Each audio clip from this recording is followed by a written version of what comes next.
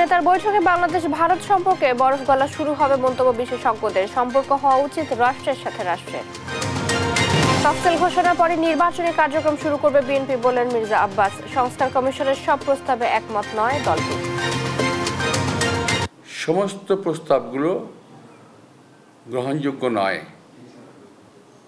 বাংলাদেশের জনগণের জন্য গ্রহণযোগ্য নয়। এমন প্রস্তাবও আছে যেগুলো বিদেশে চলবে, খুব ভালো মতো চলবে, কিন্তু এই দেশে চলবে না।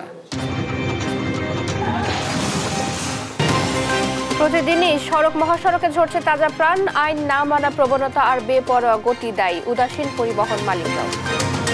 একটা গাড়ির সাথে আরেকটা গাড়ি যে ওভারটেকিং টেন্ডেন্সিটা সেটা অনেক দ্রুতই বেড়ে যাচ্ছে। তো তাদের মধ্যে যে ড্রাইভারদের মধ্যে একটা কম্পিটিশন যে আমি এর আগে যাব, আমি ওর আগে যাব। যাত্রীর কথা কোনো কথা শুনে না ড্রাইভার না, যাত্রীর কোনো মানে পাত্তাই দেয় না, যাত্রীরা যা বলবো তার বিপরীত।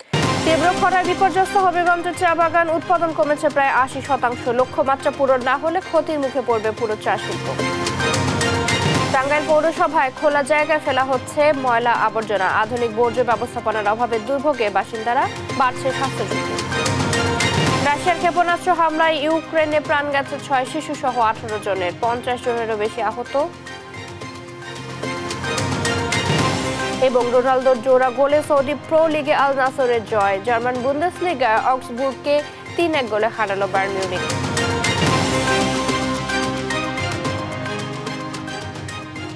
দেখছিলেন সংবাদ শিরোনাম, এবারে বিস্তারিত সংবাদ। সকালে আপনাদের সাথে আছি জ্যোতি সরওয়ার। থাইল্যান্ডে ডক্টর ইউনূস ও নরেন্দ্র মোদীর বৈঠক হওয়ায় বাংলাদেশ ভারতের সম্পর্কের বরফ গলতে শুরু করবে বলে মনে করছেন আন্তর্জাতিক সম্পর্ক বিশেষজ্ঞরা। প্রতিবেশী দুই দেশের সম্পর্ক সরকারের সাথে নয়, বরং রাষ্ট্রের সাথে রাষ্ট্রের হওয়া উচিত বলেও মত তাদের। ভারত বাংলাদেশ সরকার প্রধানদের বৈঠক নিয়ে এমনটাই অভিমত তাদের। তৌফিক মাহমুদ মুন্নার বিশেষ রিপোর্ট।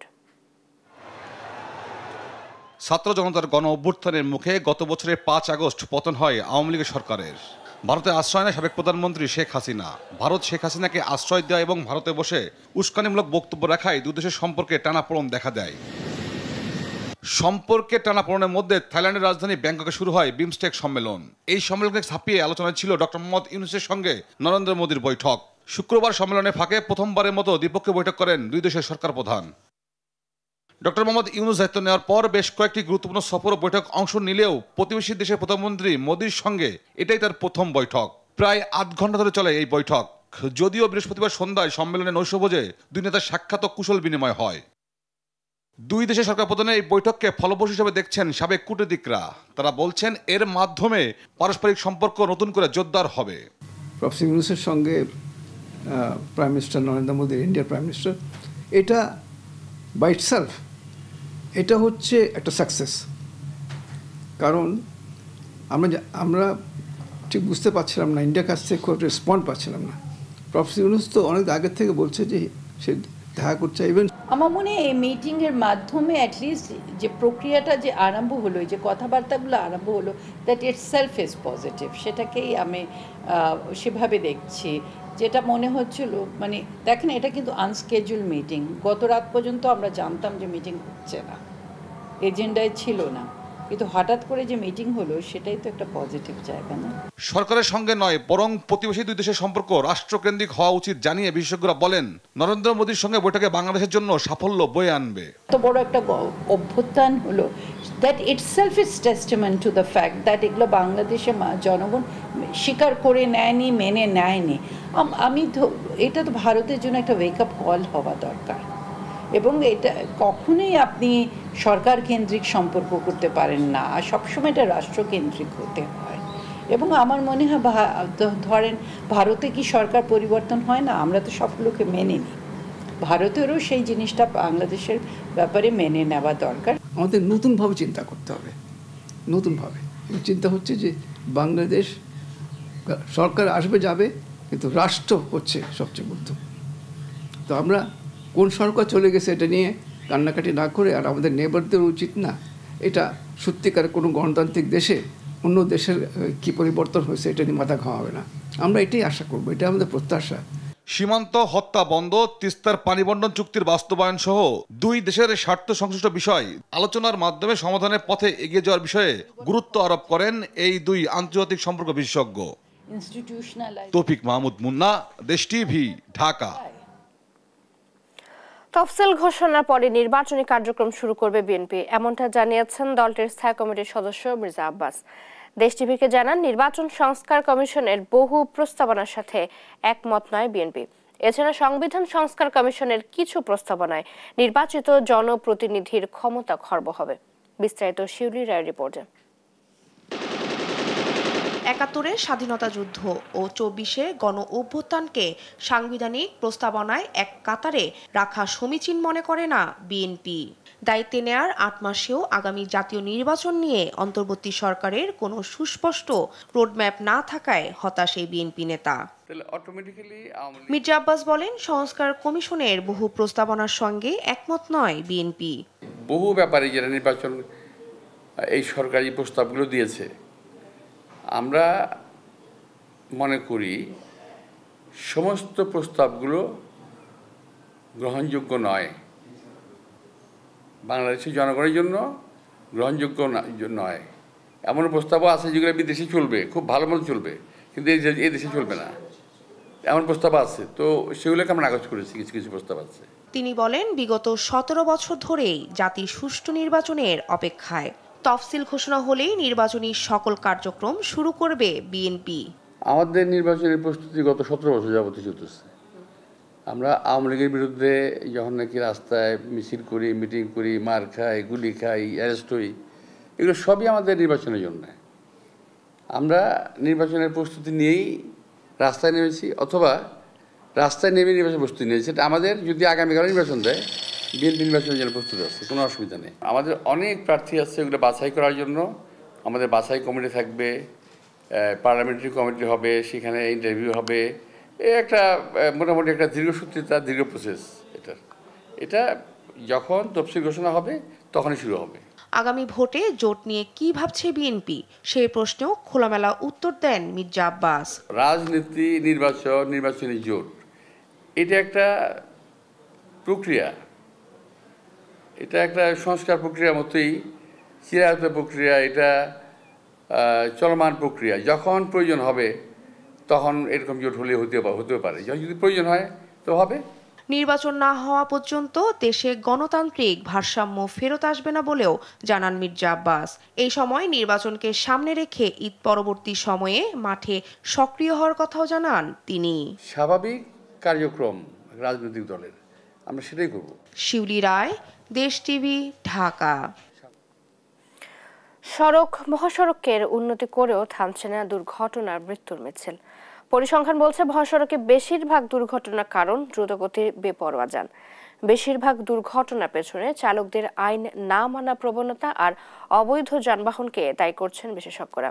এদিকে পুলিশের দাবি, বাসের গতি নিয়ন্ত্রণে প্রতিনিয়ত স্পিড গানের মামলা হলেও মালিকদের সদিচ্ছার কারণে মহাসড়কে কমানো যাচ্ছে না দুর্ঘটনা। ইশাদ সোহেলের ক্যামেরায় আলিমুজ্জামান সাফওয়ানের রিপোর্ট। যে কোনো পরিবারের কাছে এক দুঃস্বপ্নের নাম সড়ক দুর্ঘটনা।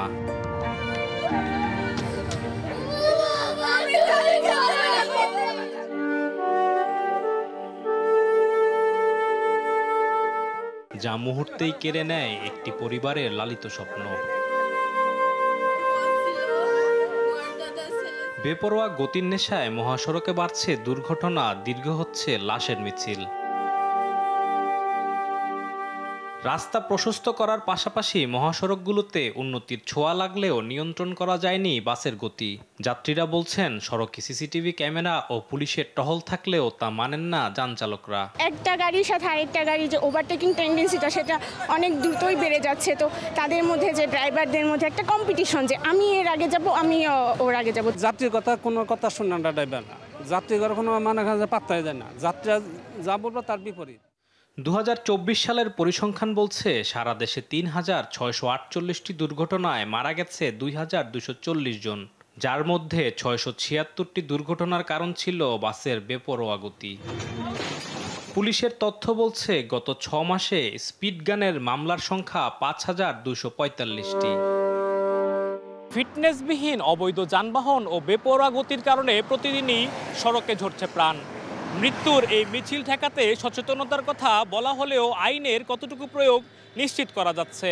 বিশেষজ্ঞরা বলছেন মালিকদের ট্রিপ কমপ্লিটের চাপে আইনের কোনো তোয়াক্কাই করেন না বাস চালকরা। যত দুর্ঘটনা ঘটে তার মেজর একটা শেয়ার দেখা যায় বাসের সাথে দুর্ঘটনা ঘটছে, কারণ বাসের চালকরা ট্রিপ দ্রুত কমপ্লিট করতে চাই, চালকদের কিন্তু নির্দিষ্ট কোনো বেতন নাই, আবার তারা কোনো সিস্টেমও ফলো করে না। আবার দেখা যায় অনেক মালিক শুধুমাত্র একটা বা দুইটা বাস চালায়, সে চায় প্রফিটটা ম্যাক্সিমাইজ করতে।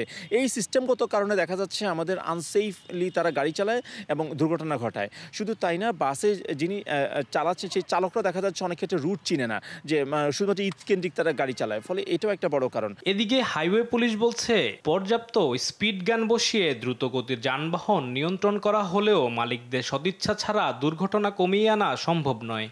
প্রায় 406টি মামলা করেছি, তার ভিতরে 206টা হচ্ছে বাসের বিরুদ্ধে ওভার স্পিড করার জন্য। যে ট্রিপটা হয়তো দিনাজপুর থেকে ঢাকা নিয়ে আসতেছে, ওই ড্রাইভারে আবার ঢাকা থেকে দিনাজপুর আবার গাড়িটা নিয়ে যাচ্ছে, সে হয়তো 2-3 ঘন্টা রেস্ট করতেছে যাত্রীর স্বার্থে, তার পরিবহনের সুনামের স্বার্থে, তারপরে তার গাড়িটা রক্ষার ক্ষেত্রে। এটা ড্রাইভারদেরকে আমি মনে করব যে মালিক কর্তৃপক্ষকে আরো একটু সজাগ হতে হবে। মহাসড়ককে ফিটনেসবিহীন যানবাহন ঠেকাতে আইন শৃঙ্খলা রক্ষাকারী বাহিনী কাজ করছে বলেও জানান তিনি। আলিমুজ্জামান সাফওয়ান, দেশ টিভি, ঢাকা। রাজধানী মিরপুরে কালচি ফ্লাইওভারে প্রাইভেট কার মোটরসাইকেলের মুখোমুখি সংঘর্ষে 2 জন নিহত হয়েছে। শুক্রবার রাত 11টার দিকে এই দুর্ঘটনা ঘটে। কালচি ফ্লাইওভারে দ্রুতগামী একটি মোটরসাইকেল ওভারটেক করতে গিয়ে বিপরীত দিক থেকে আসা প্রাইভেট কারে আছড়ে পড়ে। এতে 2 মোটরসাইকেল আরোহী গুরুতর আহত হয়। পরে স্থানীয়রা তাদের উদ্ধার করে কালচির কিংস্টন হাসপাতালে নিয়ে যায়। সেখানে অবস্থার অবনতি ঘটায় ঢাকা মেডিকেল কলেজ হাসপাতালের জরুরি বিভাগে নিয়ে গেলে তাদের মৃত ঘোষণা করেন চিকিৎসক।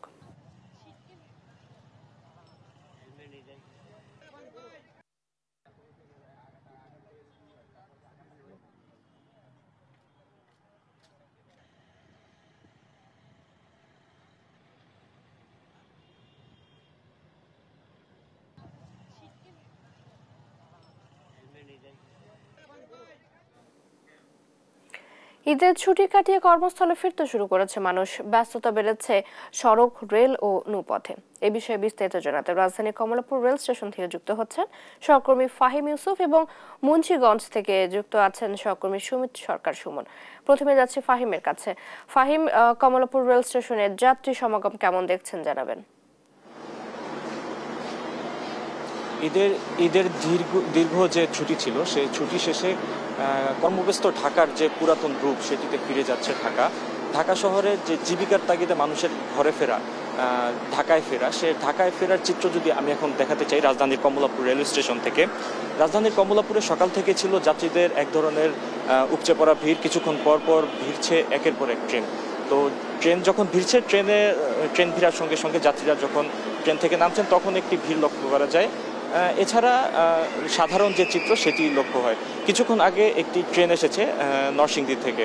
তো যাত্রীদের সাথে কথা বলে যেটি জানতে পারলাম যে এবারের ঈদযাত্রায় তারা অতিরিক্ত যে স্পেশাল ট্রেনগুলো দেওয়া হয়েছে সেই কারণে কিন্তু তারা অনেকটা ভোগান্তি থেকে মুক্তি পেয়েছে বলে জানিয়েছেন। তারা জানিয়েছেন যে অতিরিক্ত ট্রেনগুলো দেওয়ার ফলে ট্রেনের যে যাত্রী সংখ্যা নিয়ন্ত্রণে অনেকটি এটি কাজে দিয়েছে। এছাড়া অতিরিক্ত টিকিট বিক্রি, যেগুলো স্ট্যান্ডিং টিকিট ছিল এবং অনেকে ট্রেনের ছাদে উঠেছে, ঝুঁকি নিয়েও কিন্তু প্রত্যেকবারই ট্রেনের ছাদে ওঠার ঘটনা আমরা দেখছি। তবে এবার গত কয়েকবারের তুলনায় অনেকখানি কম ছাদে উঠেছে বলে জানিয়েছেন ট্রেনের যে যাত্রীরা ছিল তারা। এছাড়া তাদের কাছে জানতে চাওয়া হয়েছিল তাদের অভিযোগের কথা। তাদের কয়েকজনের কাছ থেকে আমরা শুনতে পেয়েছি যে অতিরিক্ত যাত্রীরা যখন একসঙ্গে ট্রেনের টিকিট কিনতে যায় তখন অনলাইনে একটি সার্ভারজনিত জটিলতায় ভুগে। এই সার্ভারজনিত জটিলতা ছাড়া তাদের তেমন কোনো অভিযোগ ছিল না। বেশিরভাগই জানিয়েছেন যে ঈদে এ ধরনের ভিড় স্বাভাবিক, অন্যান্য বারের তুলনায় এবার অনেকখানি ভিড় অনেকটা কমই লক্ষ্য করা যাচ্ছে। এছাড়া আমি আরেকটু বলতে চাই যে কমলাপুরে আইন শৃঙ্খলা বাহিনীর যে তৎপরতা সেটিও দেখার মতো উল্লেখযোগ্য ছিল। এখন আমরা চলে যাব মুন্সিগঞ্জে আমাদের সহকর্মী সুমিতের কাছে, সেখান থেকে তিনি জানাবেন বিস্তারিত।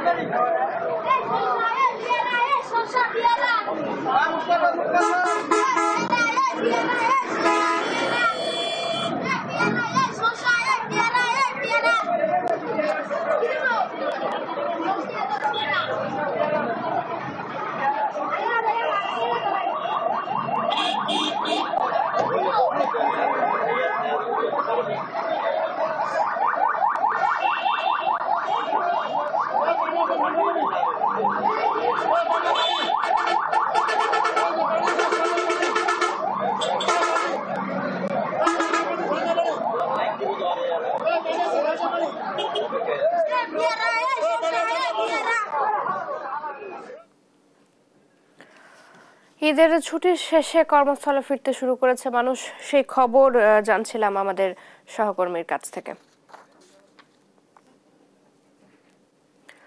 তীব্র খরায় বিপর্যস্ত হবিগঞ্জের চা বাগান, উৎপাদন কমেছে প্রায় ৮০%। এতে লক্ষ্যমাত্রা পূরণ নিয়ে উদ্বেগ তৈরি হয়েছে। আর্থিক ক্ষতির মুখে পড়বে পুরো চা শিল্প। সংকট মোকাবিলায় পদক্ষেপ জরুরি বলে মনে করছেন সংশ্লিষ্টরা। সহকর্মী আমির হামজার পাঠানো তথ্য ছবিতে জানাচ্ছেন অঙ্কন চৌধুরী। চা বাগানের চারপাশে বিবর্ণতা, নেই সবুজ গালিচা। টানা ৪ মাস বৃষ্টিহীন থাকায় হবিগঞ্জের ২৪টি চা বাগান শুকিয়ে গেছে। এখনো দেখা মেলেনি চায়ের কুড়ির। মার্চ পর্যন্ত আমাদের যে ফার্স্টটা আসার কথা, ফার্স্ট ফ্লাশটা আসছে, বাট ওই রকম যে রকম ভলিউমে আসার কথা ওই রকম আসে নাই, ডিউ টু যেহেতু ড্রাউট কন্ডিশন চলতেছে, প্রলং ড্রাউট। চলতি বছর দেশের চা উৎপাদনের লক্ষ্যমাত্রা ছিল ৯,৩০,০০,০০০ কেজি। সাধারণত মার্চে সবচেয়ে ভালো চা হয়, কিন্তু এবার উৎপাদন গত বছরের তুলনায় ৮০% কম। সম্প্রতি বৃষ্টিতে কিছুটা স্বস্তি মিললেও খরার প্রভাব কাটাতে লাগবে আরো ৩ মাস। এতে লক্ষ্যমাত্রা পূরণ না হওয়ার পাশাপাশি আর্থিক ক্ষতি হবে। ৩ মাস উপর হয়ে গেছে এবং ৩ মাস কোনো ধরনের কোনো বৃষ্টিপাত নাই।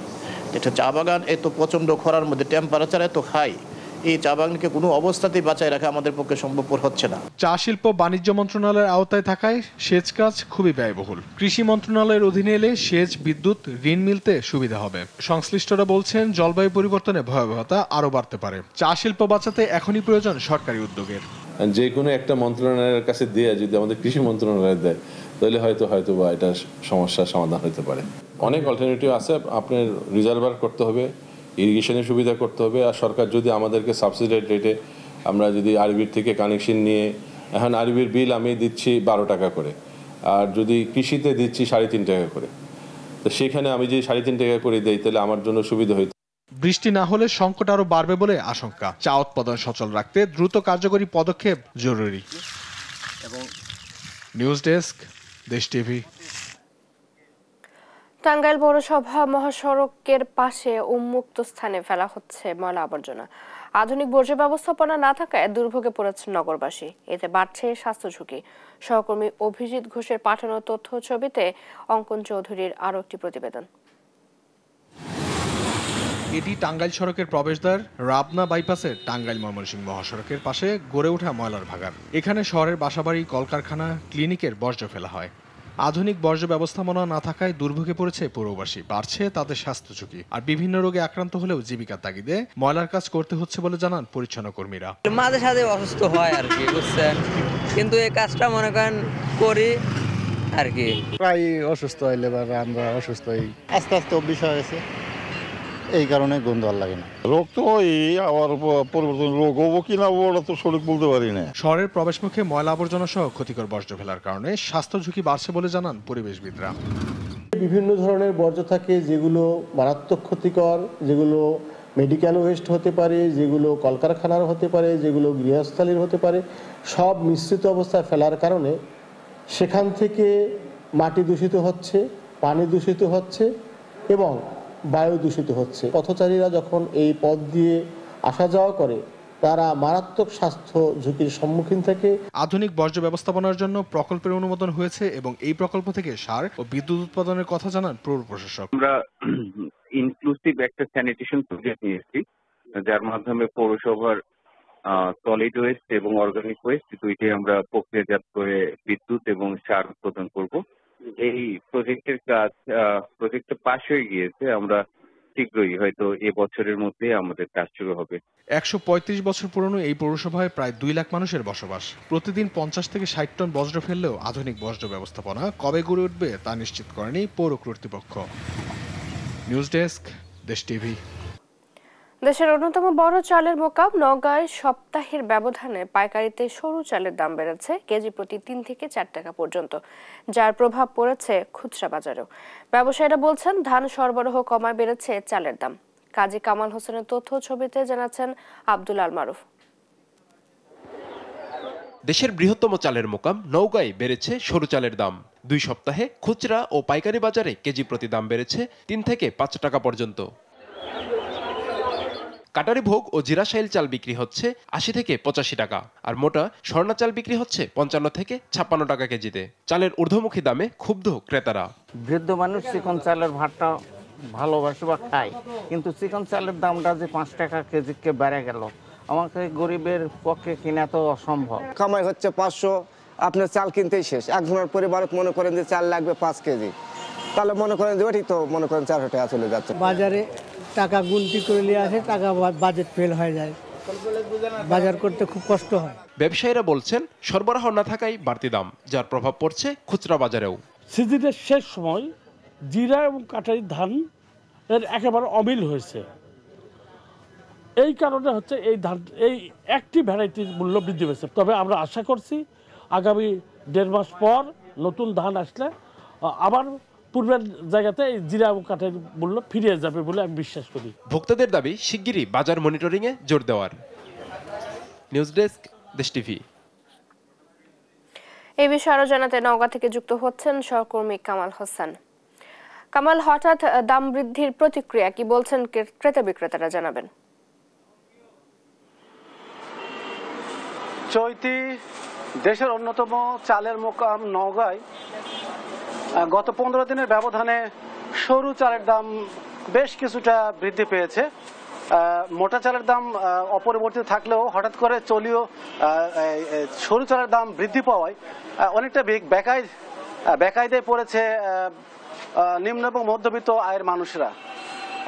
আপনি জানেন নওগাঁয় সবচাইতে বেশি দেশের অন্যতম বড় চাল উৎপাদনকারী জেলা, এবং নওগাঁ যদি চালের দাম বাড়ে সেই দামের প্রতিক্রিয়া পড়ে সারা দেশেই, এবং নওগাঁ যদি চালের দাম কমে তো সেই ক্ষেত্রে চালের দাম কমে যায় সারা দেশেই।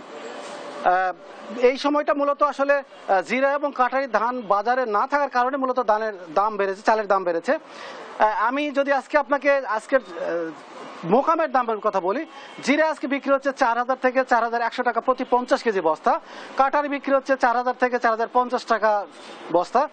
এছাড়া গুটি স্বর্ণা এবং স্বর্ণা 5 বিক্রি হচ্ছে 2600 থেকে 2650 টাকা। রঞ্জিত এবং 49 জাতের মাঝারি জাতের যে চাল, এটা পাইকারিতে বিক্রি হচ্ছে 2900 থেকে 3000 টাকা প্রতি বস্তা। আমি খুচরা বাজারের কথা যদি বলি, জিরা আজকে বিক্রি হচ্ছে মান ভেদে 80 থেকে 85 টাকা কেজি। কাটারি বিক্রি হচ্ছে একই দাম 80 থেকে 85 টাকা কেজি। অথচ 15 দিন আগে এই চালটা বিক্রি হতো মোটামুটি 76 থেকে 78 টাকা কেজি জিরা, এবং 78 থেকে 80 টাকা কেজি বিক্রি হতো কাটারি। এছাড়া আমি যদি বলি ভারতীয় কাটারি মোটামুটি আগের দামে 70 থেকে 72 টাকা কেজি ধরে বিক্রি হচ্ছে। নওগাঁয় এবারে 1,96,125 হেক্টর জমিতে আমন ধান রোপণ করা হয়েছিল। এর মধ্যে প্রায় 6.5 লক্ষ মেট্রিক টন চাল উৎপাদিত হয়েছে। নওগাঁ 3 মৌসুম মিলে 17 লক্ষ মেট্রিক টন চাল উৎপাদন হয়ে থাকে। অভ্যন্তরীণ বাজারে প্রয়োজন হয় প্রায় 4.5 থেকে 5 লক্ষ মেট্রিক টন। সেই হিসাবে প্রায় 12 লক্ষ মেট্রিক টন চালে উদ্বৃত্ত জেলা, যেটি নওগাঁ সহ দেশের অন্যান্য বাজারে সরবরাহ করা হয়ে থাকে। তো চৈতি, চালের বাজার নিয়ে মোটামুটি এইটুকু ছিল আমার কাছে।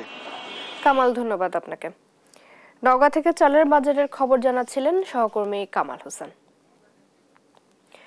ঈদ পরবর্তী ভোলার বাজারে গ্রীষ্মকালীন সবজির দাম স্থিতিশীল থাকলেও ঊর্ধ্বমুখী মাছ মাংসের দর। এই বিষয়ে বিস্তারিত জানাতে যুক্ত হচ্ছেন সহকর্মী ছোটন সাহা। ছোটন সাহা, দাম নিয়ে ক্রেতারা কি বলছেন, বিক্রেতাদের প্রতিক্রিয়া কি, জানাবেন। চৈতি, আপনি যেমনটি বলছিলেন, বাজার দর আসলে সবজির দাম নিয়ন্ত্রণে থাকলেও কিন্তু মাছ মাংস সহ ডিম এবং চালের দাম বলা যায় অনেকটাই ঊর্ধ্বগতি। আমরা দেখেছি আজকের বাজারে, অর্থাৎ ঈদের আগে যে গরুর মাংস বিক্রি হতো 750 টাকা কেজি দরে, সেটি কিন্তু আজকের বাজারে আমরা দেখছি সেটি কিন্তু বিক্রি হচ্ছে 800 টাকা দরে, এবং একই সাথে খাসির মাংস যেটি বিক্রি হতো 1000 টাকা, সেটি বেড়ে কিন্তু 1200 টাকা বিক্রি হচ্ছে, অর্থাৎ সেটি অত্যাধিক বেড়েছে। এবং একই সাথে ডিমের হালিতে বেড়েছে। যে ডিম কিন্তু হালিপতি বিক্রি হতো, হাঁসের ডিম বিক্রি হতো 65 টাকা, সেটি আজকে হালিতে বিক্রি হচ্ছে আমরা যেমনটি জেনেছি 70 টাকা দরে, এবং একই সাথে বেড়েছে চালের দাম। চালের দাম কিন্তু 2 থেকে 5 টাকা হারে কিন্তু বেড়েছে, এমনটি আমরা জেনেছি। এবং যে দেশি মুরগি রয়েছে সেটি 60 টাকা বেড়েছে, এবং যে ব্রয়লার এবং লেয়ার মুরগির দামও কিন্তু গড়ে আমরা জেনেছি 20 থেকে 50 টাকা দরে বেড়েছে। অর্থাৎ ঈদের আগ থেকে, অর্থাৎ ঈদের একদিন আগ থেকে যে দামটি বেড়েছে সেটি এখনো অব্যাহত রয়েছে, এবং কিছু কিছু মাছ মাংসের দাম কিন্তু ঈদের পরবর্তী সময়ে একই অবস্থানে রয়েছে এবং বেড়েছে বলে ক্রেতারা অভিযোগ করছিলেন। এবং নিম্ন এবং মধ্যবিত্তরা অভিযোগ যে আসলে বাজার মনিটরিং না থাকার কারণে ব্যবসায়ীরা কিন্তু নিজেদের ইচ্ছে মতো কিন্তু এই পণ্যের দাম বিক্রি করছে। এবং আমরা মাছ বাজারেও ঘুরেছি, মাছ বাজারে যেমনটি জেনেছি যে চিংড়ি মাছ বিক্রি হতো 600 টাকা কেজি দরে, সেটি আজকের বাজারে কিন্তু গড়ে 700 থেকে 1500 টাকা পর্যন্ত কেজিতে বিক্রি হতে আমরা দেখেছি। একই সাথে রুই এবং কাতাল মাছের দাম কিন্তু গড়ে 20 থেকে 30 টাকা পর্যন্ত বেড়েছে। এই অবস্থায় ক্রেতাদের একটি দাবি, যাতে ভোক্তা অধিকার জেলা প্রশাসনের যে বাজার মনিটরিং সেটি যাতে নিয়মিত হয়, এমনটি দাবি কিন্তু তারা তুলেছেন। তো এ ছিল আমার কাছে ঈদ পরবর্তী সময়ের যে নিত্যপণ্যের দরদাম নিয়ে সর্বশেষ তথ্য। ফিরছি স্টুডিওতে। চৈতি। ছোটন, ধন্যবাদ আপনাকে। ভোলা থেকে আমাদের সাথে যুক্ত ছিলেন সহকর্মী ছোটন সাহা। রাশিয়ার হয়ে যুদ্ধে গিয়ে ইউক্রেনে মিসাইল হামলায় মারা গেছে বাংলাদেশি যুবক ইয়াসিন মিয়া।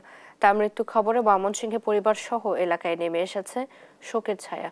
মরদেহ বর্তমানে রাশিয়ার মর্গে রাখা হয়েছে। দ্রুত দেশে ফিরিয়ে আনতে সরকারের সহায়তা চেয়েছে পরিবারটি। ইলিয়াস আহমেদের তথ্য ছবিতে আরো জানাচ্ছেন আব্দুল্লাহ আল মারুফ। ছেলের ছবি হাতে নিয়ে থামছেই না মায়ের কান্না। বারবার মূর্ছা যাচ্ছেন মা ফিরোজা খাতুন। বাবার স্বপ্ন ছিল ছেলে হবে সেনা সদস্য, কিন্তু সেই স্বপ্ন পূরণ না হওয়ায় দরিদ্র পরিবারে সচ্ছলতা আনতে ভালো বেতনে একটি কোম্পানিতে চাকরি করতে গেল বছর রাশিয়ায় পাড়ি জমান ময়মনসিংহের গৌরীপুর উপজেলার ইয়াসিন মিয়া শেখ। মস্কো থেকে প্রায় 11,000 কিলোমিটার দূরের ওই কোম্পানিতে 3 মাস চাকরির পর বাবার স্বপ্ন পূরণের সুযোগ পেয়ে রাশিয়ার সেনাবাহিনীতে সৈনিক হিসেবে চুক্তিভিত্তিক নিয়োগে যোগ দেন ইউক্রেন যুদ্ধে। গত 27 মার্চ ইউক্রেনের মিসাইল হামলায় থেমে যায় সেই স্বপ্নের যাত্রা। এখন মরদেহ ফিরে পাওয়ার আকুতি স্বজনদের। কিভাবে কি হইলো আসলে পরে আমরা স্তম্ভ হয়ে মিডিয়া এবং কারো কাছে যোগাযোগ করতে পারি নাই, এবং আমাদের দাবি যে ইয়াসিনের লাশটা যদি কোনোভাবে পাওয়া যায়। সরকারের কাছে আমাদের দাবি, আমাদের যদি আমার ভাষটা দুনিয়াতে না থেকে মারা যায়, তে এই লাশটার ব্যবস্থা আপনারা সকলের কাছে আমি বলতেছি, এই লাশটার ব্যবস্থা আপনারা করে দিবেন। বাংলাদেশ সরকারের কাছে আবেদন জানাইতেছি যেন ভাই লাশটা ফিরিয়ে দেয়। আর আমরা ঋণগ্রস্ত আর্থিক সহযোগিতা হিসেবে আমি বাংলাদেশ সরকারের সাহায্য চাই। প্রবাসী কল্যাণ মন্ত্রণালয় সহ সরকারের ঊর্ধ্বতন কর্তৃপক্ষকে অবহিত করে সব আইনি ব্যবস্থা নেওয়ার কথা জানিয়েছেন উপজেলা প্রশাসন। তারা একটা অ্যাপ্লিকেশন আমাদের কাছে দিয়েছেন, তো সেটা আমরা যথাযথ বিধি মোতাবেক যেভাবে ব্যবস্থা নিতে হয় সেটা আমরা করছি, এবং প্রশাসনের পক্ষ থেকে সর্বোচ্চ প্রশাসনিক সহযোগিতা আমরা ওনাদেরকে দিব, এই আশ্বাস আমরা ব্যক্ত করেছি। 9 বছর আগে মারা যায় ইয়াসিনের বাবা আব্দুল সাত্তার শেখ। মা ফিরোজা খাতুন ও ভাই রুহুল আমিন শেখকে নিয়ে ছিল টানাটানির সংসার। 15 লাখ টাকা ধার দেনা করে রাশিয়া পাড়ি জমিয়েছিল ইয়াসিন। নিউজ ডেস্ক, দেশ টিভি। দেখছেন সংবাদ সকাল।